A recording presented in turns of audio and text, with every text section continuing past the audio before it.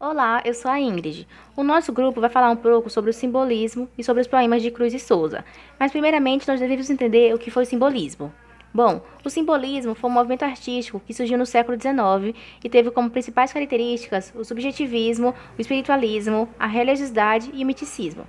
No período em que se consolidou o simbolismo, o capitalismo e o industrialismo estavam se firmando no cenário mundial, e foi um período de diversas descobertas científicas.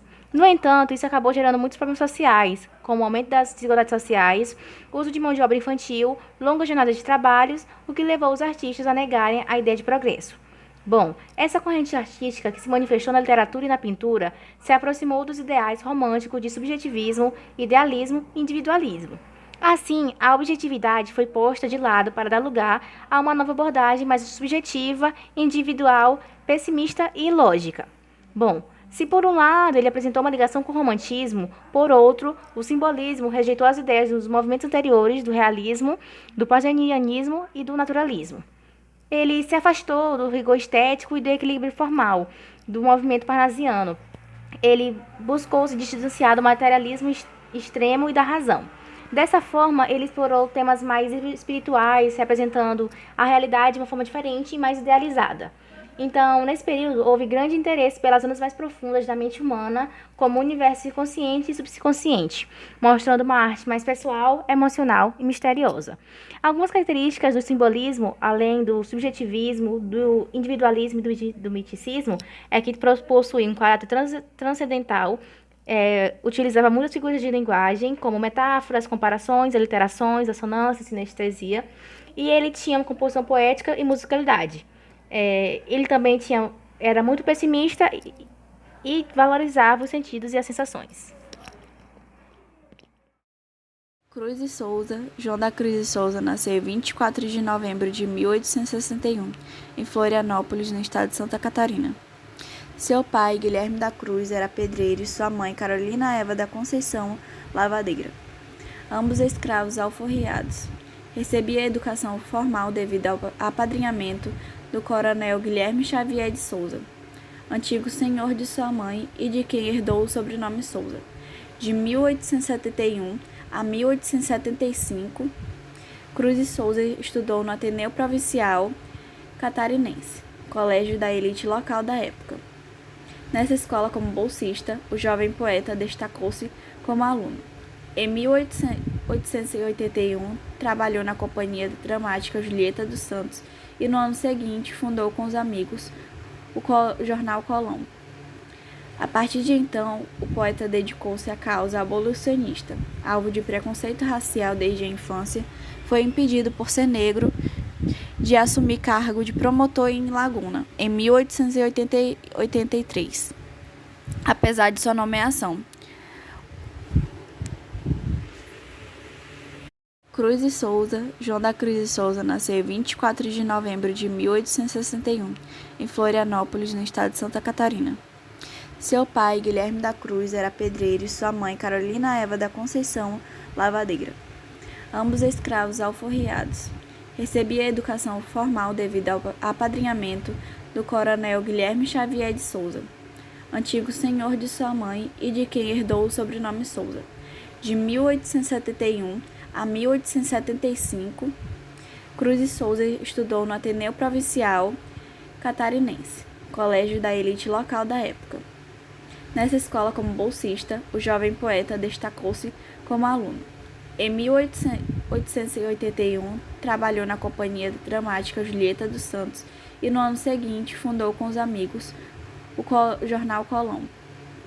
A partir de então, o poeta dedicou-se à causa abolicionista. Alvo de preconceito racial desde a infância, foi impedido por... Para sobreviver, trabalhou na Estrada de Ferro Central do Brasil, mas adquiriu tuberculose em 19 de março de 1898. Teve seu corpo transportado de Minas Gerais, onde buscava recuperar-se da doença, até o Rio de Janeiro, em um vagão de transporte de animais. Meu nome é Gleice Suelen e eu vou falar sobre o poema Acrobata da Dor, de Cruz e Souza. O poema se inicia com dois verbos imperativos, gargalha e ri, o que subtende que é direcionado ao leitor, quando na verdade é ao acrobata da dor. Quando o eu lírico fala, gargalha, ri, num riso de tormenta, como um palhaço, que desengonçado, nervoso ri, num riso absurdo e inflado, de uma ironia e de uma dor violenta.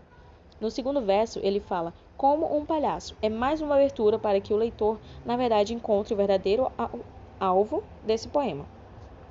Os versos 3 e 4 mostram a ironia que existe nesse personagem, pois ele esconde a dor que ele sente e ainda assim tenta transmitir ao seu público alegria, num riso absurdo e inflado. Os versos 5, 6, 7 e 8 dizem o seguinte: da gargalhada atroz, sanguinolenta, agita os guizos e convulsionado, salta Gavroche, salta clown, varado, pelo estertor dessa agonia lenta. Esses versos estão em uma ordem certa. Possui palavras dispersas nos versos a fim de fazer o leitor ir capturando a mensagem por si próprio. Gavroche significa garotos de Paris, é uma palavra francesa. Clown significa palhaço, é uma palavra inglesa. Estertor é o som de moribundo, é o som rouco que o moribundo transmite. E o significado dos 4 versos juntos é: o mesmo artista que salta e agita a plateia é perfurado e marcado por um som rouco de moribundo. Os versos 9, 10 e 11, que dizem o seguinte: pedem-te bis, e um bis não se despreza. Vamos, retesa os músculos, retesa, nessas macabras piruetas de aço. São a insistência da plateia para que o acrobata continue seu espetáculo. Espetáculo esse que consiste em esconder os próprios sentimentos. Os versos 12, 13 e 14 ocorre finalmente a revelação dessa metáfora, quando ele diz: e embora caias sobre o chão fremente, afogado em teu sangue estuoso e quente, ri coração, tristíssimo palhaço. O ri é o verbo e ele é direcionado ao coração. O coração é o acrobata da dor. E o coração é onde o ser humano guarda os sentimentos. O ser humano esconde, então, os sentimentos através de acrobacias. O poema possui características simbolistas, que são a musicalidade, que é composta da literação, assonância e reiteração que tem no texto, a presença da sinestesia no poema, que é a harmonização dos sentidos, como tato, visão e audição, e a sugestão sobre a nominação, que é o título. O tempo todo fala do acrobata e só no final que é revelado o verdadeiro acrobata da dor. O primeiro parágrafo usa o ritmo da influência de espanhol, e Cruz de Souza não abandonou o aspecto formal da poesia. Neste caso, entre o primeiro e o quarto verso encontram-se adjetivos e substantivos. O segundo é gerado a partir de um diagrama de estrutura amplamente utilizado no sentido simbólico, que contém vogais repetidas, como luz, velha, tristeza.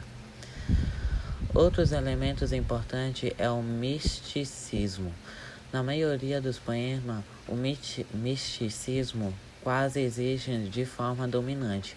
De acordo com seu ritual de imagem, o coração do poeta parece cheio de mistério, quase sempre turbulento no ar.